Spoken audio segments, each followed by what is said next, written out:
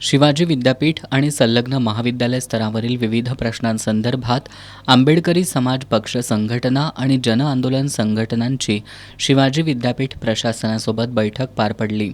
या बैठकीला कुलगुरू doctor DT. Shirke, प्रकुलगुरू doctor Pramod Patil, कुलसचिव डॉक्टर व्ही.एन. शिंदे यांची उपस्थिती होती.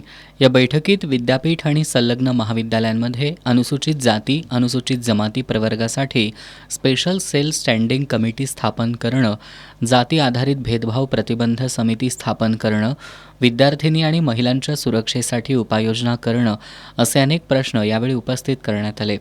यावेळी मांडलेल्या प्रश्नांवर सकारात्मक चर्चा झाली. यामध्ये भोगावती महाविद्यालयाची विद्यार्थिनी प्रज्ञा कांबळेच्या अपघाती मृत्यूची चौकशी करण्यासाठी विद्यापीठाकडून 5 सदस्यीय समिती स्थापन करण्याचा निर्णय घेण्यात आला. विद्यापीठांतर्गत येणाऱ्या 297 महाविद्यालयांमधील फक्त 130 महाविद्यालयांमध्ये अनुसूचित जाती जमाती आणि स्पेशल सेल समित्या असल्याचं कुलगुरूंच्या निदर्शनाला आणून दिल्यानंतर त्यांनी येत्या 10 दिवसांमध्ये सर्व महाविद्यालयांमध्ये समिती स्थापन करण्याबाबत महाविद्यालयांना लेखी आदेश देण्यात येईल असं कुलगुरूंनी सांगितलंय. महिलांच्या सुरक्षेसाठी विशाखा समिती स्थापन करून कार्यवाहीचा अहवाल मागवण्यात येणार असल्याचंही विद्यापीठ प्रशासनाकडून सांगण्यात आलं.